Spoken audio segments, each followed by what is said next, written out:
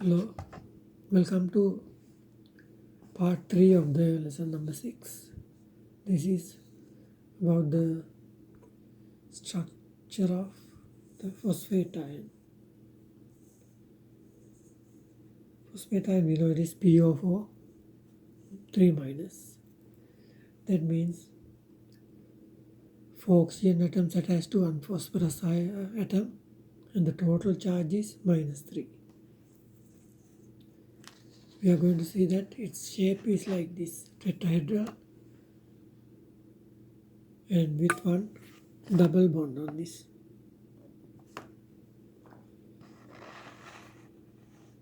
And we know that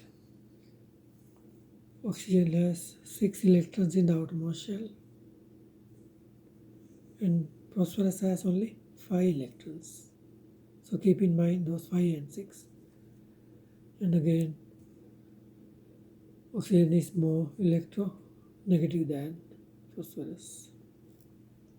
So now our first thing is counting the number of valence electrons.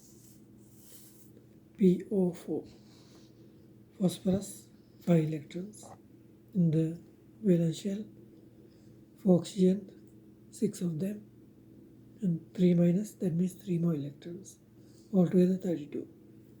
So we put the most electropositive atom in the center and connect 4 oxygen atoms to that. And when you do that, 8 electrons have already used up. You know, the valence electrons are only used up in the bonding. We cannot see the inner electrons. When 8 is subtracted from 32, 24 remaining. Those 24 will be used to make the octets of the terminal atoms. You can see 1, 2, 3, 4, 5, 6, 7, 8. So it has 8 when they are sharing. Now we are going to see the formal charges. So I am showing only one atom here. Oxygen has, now if you have just one oxygen atom in the nature, it has 6 electrons in the outermost shell.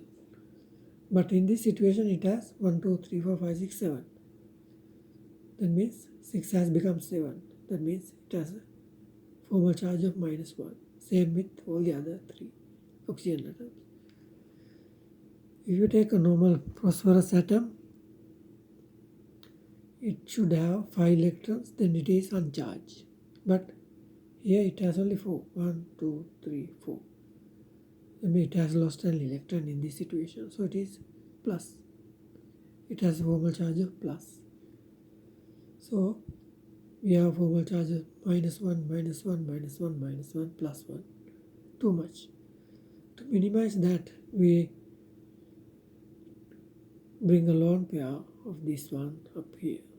We just put this lone pair here to make a double bond. Now I have redrawn this one without showing any charges. Same thing, without showing any charges. So when this happens, you will have a double bond here. Now those electrons, 2 electrons have gone there to make a double bond, to make one more bond. Now see what the charges are, formal charges. See, the phosphorus has 5 electrons in this neighborhood. 1, 2, 3, 4, 5. So phosphorus, when phosphorus has 5, it has no charge. It's normal situation. This oxygen, 1, 2, 3, 4, 5, 6. You know, each bond is 2 electrons. So it doesn't have a charge either. This oxygen as before, 1, 2, 3, 4, 5, 6, 7. Therefore, as before, they have a minus charges. So this is the final structure. One double bond and 3 oxygen atom with negative charges. That's the final structure of the phosphate ion. So when you have 4 things around you, In nature, they assume a tetrahedral structure. These bonds are made of electrons, negatively charged electrons. These electrons, they will all repel with each other. Negative don't like negative. Therefore, to minimize that repulsion, they assume this structure, tetrahedral structure. This is like a stool. In the center, one going this way, one going that way. They are like the legs of the stool, and these going up, tetrahedral. But none of them is special. One thing is you can put double bond here and make this one O minus.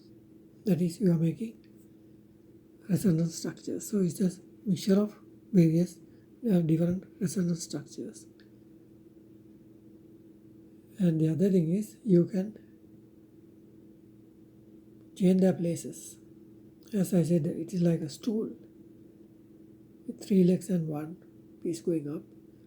And if you turn it, if you tilt it, they will come to this position and the other one will go up. So all 4 positions are the same. And this is the end of this lesson. Let's see you in part 4. Thank you.